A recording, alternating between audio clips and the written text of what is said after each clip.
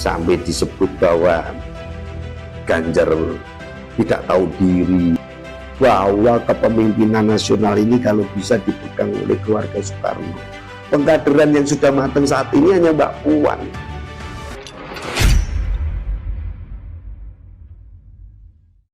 Mahasiswa Indonesia, bersatulah segera di dalam satu barisan anti kemiskinan. Bersama buruh tani, bersama GMNI, ormas rakyat sejati, bersatulah segera.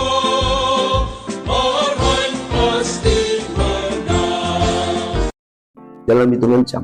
Karena apa? Satu putaran telak.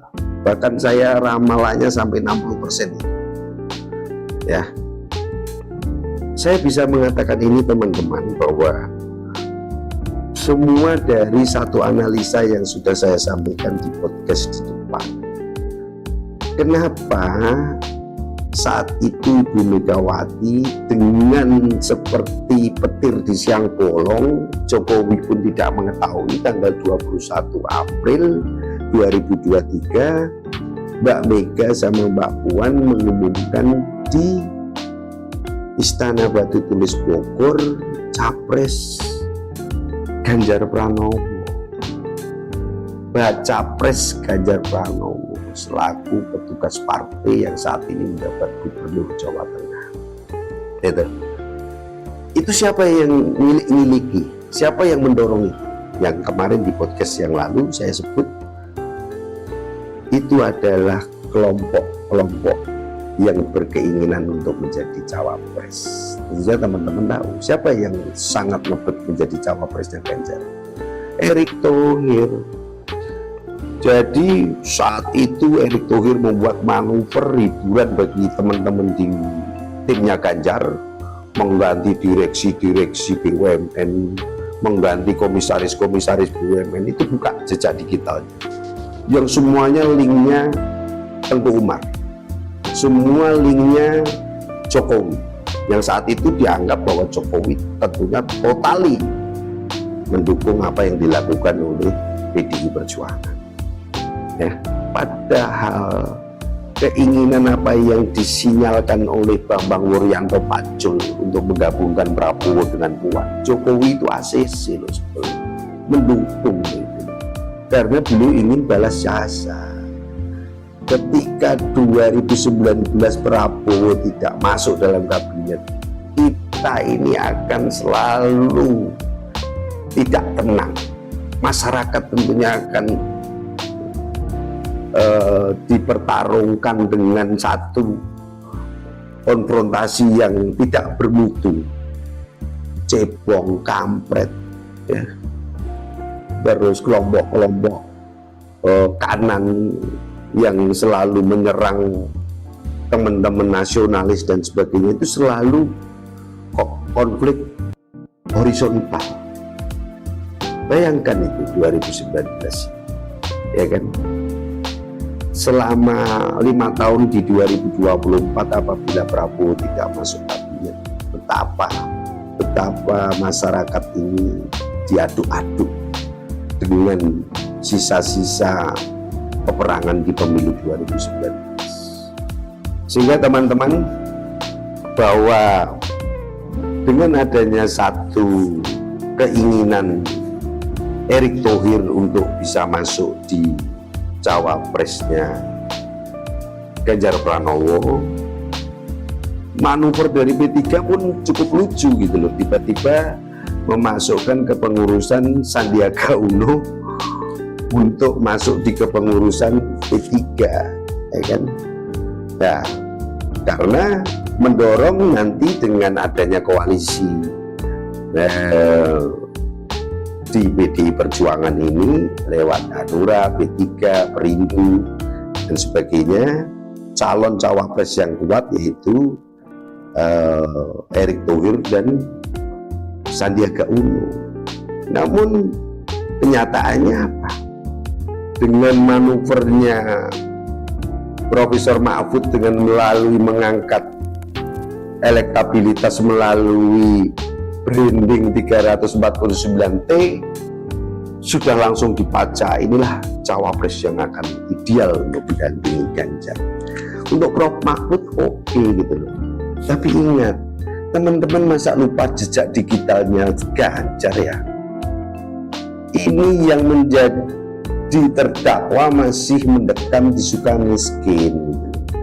Setia Novanto itu yang menyebut dan mengungkapkan bahwa saudara Ganjar itu menerima dana dari EKTP, dan itu tentunya akan digoreng terus-menerus. Persoalan itu betul atau tidak, itu adalah isu, itu adalah informasi gitu loh.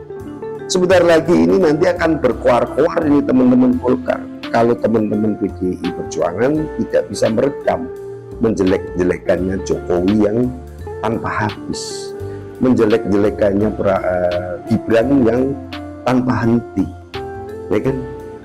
Terus hal-hal kecil ya, masalah branding, naikkan rating diskusi di podcastnya Deddy Corbuzier. Kalau saya suka bokep, memang salah saya di mana? Ini loh, kok nggak paham? Pemilih terbesar itu ibu-ibu, ibu-ibu yang punya anak-anak perempuan gitu, ya kan? Khususnya ibu-ibu kalangan agamis, Fatayat dan Aisyah dan sebagainya, yang notabene tentunya akan risih di telinga mendengar ucapan-ucapan yang nggak loh, kok tidak bisa jadi koreksi teman-teman di PDI Perjuangan, itu saya heran. Dan masih banyak lagi kekurangan-kekurangan Ganjar ketika dia menjabat gubernur. Tentunya akan saya buka di seri-seri podcast selanjutnya. Dan ini saya kritik ada teman ya, ada salah satu rekan satu ideologis di keluarga besar Marhenis, Jawa Tengah. Saya seolah-olah menyerang Ganjar secara pribadi. Oh enggak, saya serang programnya ketika dia jadi gubernur Jawa Tengah. Saya sebagai rakyat Jawa Tengah, KTP saya masih Jepara kawan. Dan kebetulan saat ini saya mengawal para petani tambak yang ada di Karimun Jawa. Sehingga salah kritik Anda, atau boleh katakan tuduhan Anda ke saya mempunyai satu persoalan pribadi dengan Ganjar. Saya tidak mempunyai persoalan pribadi. Ganjar sebagai gubernur, ya, saya sebagai rakyat. Jadi untuk kesimpulannya kawan, ketika PDI Perjuangan masih memojok-mojokkan Jokowi yang saat itu mulai 2014 sampai 2019, kentutnya Jokowi aja kamu sebut sehat itu Pak, nggak apa-apa itu Pak, nggak ada baunya itu Pak. Sekarang mulutnya Jokowi kamu anggap kentut, ya kan? Itu kan antagonis sekali gitu. Konsistensi Anda memilih Jokowi untuk memimpin sampai 2024. Betul apa yang disampaikan Luhut. Opung Luhut itu betul. Sampai kapanpun saya akan setia terhadap Jokowi, sampai saya tidak digunakan. Betul. Akan pernah pada Pak Jokowi sampai saat terakhir dia mungkin sudah tidak membutuhkan saya. Apa yang disampaikan tentang ide 3 periode itu Opung Luhut kalian jadikan bumper gitu loh. Untuk ngomong tentang adanya big data itu adalah ide-ide kalian sendiri di Senayan dan pimpinan partai politik. Yang berani ngomong siapa? Hanya Opung Luhut, ya. Tapi kalian Anda pojok-pojokkan gitu. Itu loh sejarah. Terkadang analisa-analisa yang keblinger itu ya, bahwa sebetulnya pembahasan tentang komparatif dengan 3 periode plus pembiayaan pemilu yang 80T dengan hitungan angka itu tadi, itu manfaat dan mudaratnya ada di mana? Saat itu diambil manfaatnya. Kalau kalian yang hanya sekedar mengebar-gebarkan demokratis tapi tidak pernah mau masuk partai politik untuk membangun demokratis, itu juga omong kosong gitu. Opung Luhut sampai sekarang masih digolkan, ya kan? Tapi Anda jadikan bumper untuk ngomong, ya. Kedua, Erick Thohir tidak salah untuk memberikan masukan-masukan kepada timnya Ganjar sama PDI Perjuangan segera mengumumkan untuk menjadi baca pres. Tidak salah beliau, ya kan, punya keinginan untuk membangun bangsa kok. Tapi salahnya dia tidak belajar tentang sejarah perjalanan Ganjar di PDI Perjuangan ketika jadi gubernur 2 periode dan segala dinamikanya, romantikanya dengan DPP PDI Perjuangan. Tidak harmonis. Dia harmonis itu hanya awal di 2013 mencapai 2018 sedikit harmonis. Di akhir-akhir aja tidak harmonis. Orang yang nggak pernah harmonis, ibarat rumah tangga ya, tidak pernah harmonis, pasti akan mengungkit kesalahan. 2018 ke 2023 apalagi sampai disebut bahwa Ganjar tidak tahu diri. Kalau bukalah ya jejak-jejak digital itu, jadi teman-teman itu jangan munafik. Nah, Erick Thohir tidak mendapatkan masukan itu kawan, sehingga dia langsung wah suara elektabilitasnya yang elektabilitas yang saya sebut sebagai elektabilitas bubble itu hanya dipercaya oleh timnya Erick, ya kan? Sehingga nanti saya akan membuka podcast selanjutnya. Peranan Erick ini cukup luar biasa, baik di kelompoknya Prabowo maupun kelompoknya Ganjar. Dan sekarang alhamdulillah dia masuk tim sekretaris pemenangan nasional Prabowo Gibran gitu loh. Kalau enggak ya udah ukut dia, ya tidak akan dipakai oleh Jokowi sebagai menteri BUMN, ya kan. Ya nanti kalau perkembangan berikutnya Anda melihat tontonan penggantian kabinet, nggak usah kaget, itulah kekuasaan, ya kan. Tentunya ada alasan-alasan tersendiri yang akan dilakukan oleh Jokowi. Jadi saya sebagai kader PDI Perjuangan menginginkan jangan sekali-kali mengeluarkan surat peringatan atau pemecatan terhadap Gibran maupun Pak Jokowi. Anda blunder, ya kan.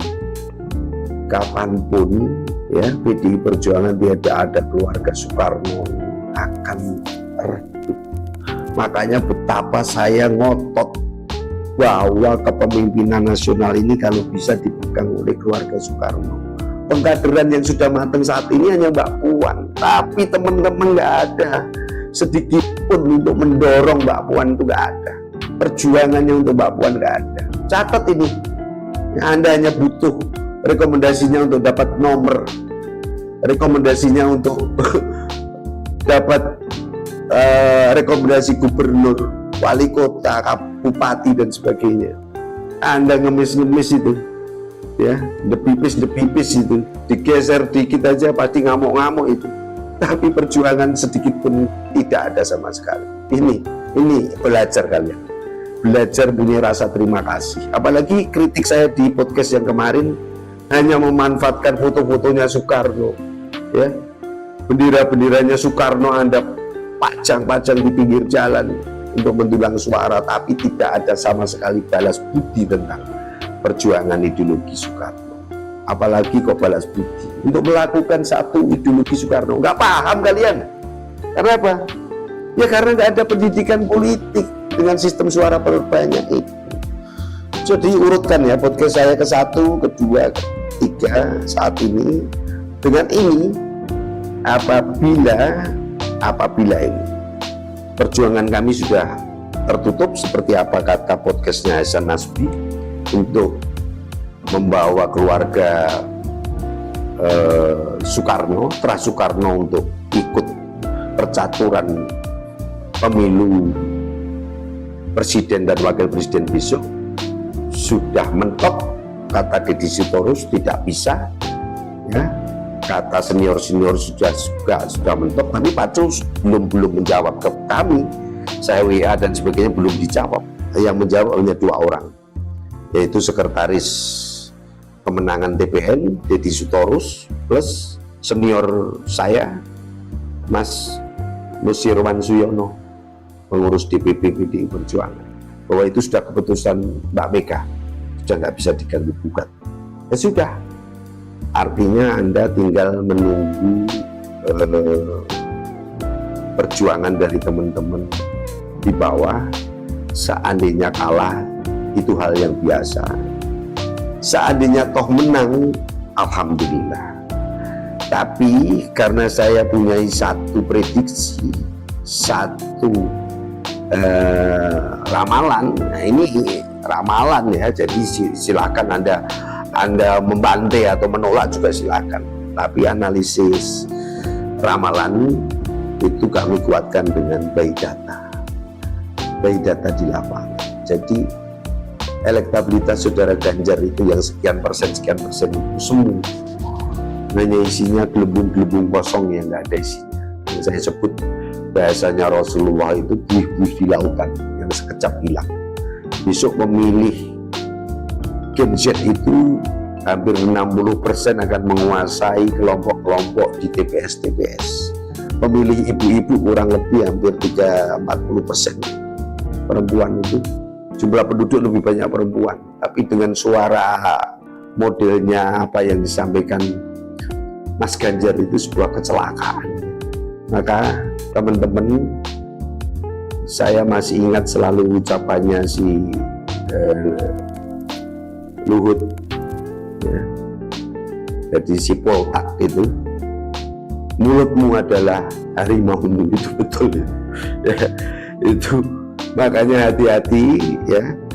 Jadi untuk podcast ke depan kami akan mengupas ya untuk persoalan cawapres yang sekarang masuk tim sukses. Kalau Erik sudah lah, syukur alhamdulillah Anda masuk tim suksesnya Prabowo dan Gibran. Tapi saya menyayangkan Mas Sandiaga itu saya waktu beliau nyalonkan jadi cawapresnya Prabowo 2019, saya tiap malam di rumahnya. Kenapa? Walaupun saya PDI Perjuangan, dia nggak tahu saya ini tukang kayu seperti Jokowi. Saya sedang bangun gazebo dan rumah kayunya di Jalan Pulau Bangkeng nomor 5, nomor 7 itu. Dia kaget pada saat ketemu di hari 7 harinya almarhum Pak Bambang Sukmono Hadi. Mas, saya itu dulu yang bangun rumah Anda, terus langsung foto kita. Ya kan? Jadi saya sarankan berkeningnya untuk Mas Sandi ya, ini menurut analisanya Tempo.co ya, sama kelompoknya podcastnya Tempo.co itu Anda sebetulnya sudah ditemuin dari Jokowi, yaitu di podcast Bocor Alus ya, itu disebut Mas Sandi di Bali ditemui Pak Jokowi untuk bagaimana bisa masuk ke tim Jokowi untuk bisa membantu, bahkan harapannya mempersatukan kelompoknya Prabowo dengan kelompoknya PDI Perjuangan ini. Berbagai macam cara sudah tertutup, tapi harapannya waktu itu Mas Sandi bisa masuk di kelompoknya Jokowi dengan melalui pencalonannya saat itu. Betapapun Pak Jokowi masih menghormati elektabilitas Ganjar, tawarannya adalah Ganjar sebagai cawapres, Prabowo sebagai capres. Itu adalah satu jalan tengah yang kami pikir juga akan mendukung. Namun di situ jelas Ganjar apakah bisa mewakili dari keluarga Soekarno atau ideologi Soekarno, kita kurang tahu. Nah, ini sudah pintu tertutup. Perjuangan saya secara pribadi mengedepankan kader PDI Perjuangan pra Soekarno sudah gagal. Kata Deddy Sitorus sudah nggak mungkin, masih tidak tertutup, kita sudah daftar. Jadi ya satu-satunya jalan, karena kami masih PDI Perjuangan, kami akan mengharapkan gantungan kepemimpinan ke depan ini yaitu sama Pak Prabowo Gibran. Ya, persoalan saya akan deklarasikan kapan di podcast yang kemarin, saya tunggu sampai di tanggal 25 November. Ada nggak Karena KPU itu selama belum ada janur kuning, anggapan saya masih bisa ada perubahan. Tapi menurut anggapan teman-teman partai politik sudah tidak bisa, ya wallahu a'lam, kami hanya akan berdoa dan kami tidak akan mendukung pasangan Ganjar dan Prof Mahfud. Jadi di podcast-podcast selanjutnya akan kita bahas bagaimana dan siapa Prof Mahfud, bagaimana dan siapa Ganjar Pranowo. Sekaligus kita akan membahas bagaimana Prabowo dan bagaimana Gibran dan calon-calon presiden yang lain, yaitu Mas Anies dan Mas Muhaimin. Ini untuk pencerahan netizen rakyat Indonesia.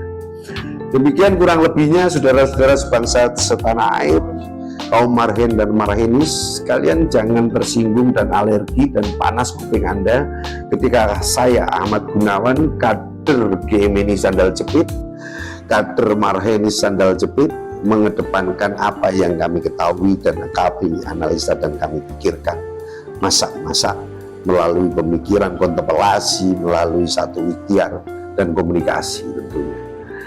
Mungkin kurang lebihnya diskusi-diskusi ini akan kita isi. Mohon saran dan masukannya di dalam komentar-komentar Anda, dan jangan lupa untuk di subscribe ya, di like, komen dan share. Yang saya perlukan adalah komen, kritik, masukan kepada kami untuk bisa kami sajikan podcast-podcast ke depan yang akan memberikan pencerahan kepada teman-teman kaum marhen marhenis, masyarakat dan bangsa Indonesia. Wabillahi taufiq wal hidayah. Wassalamualaikum warahmatullahi wabarakatuh.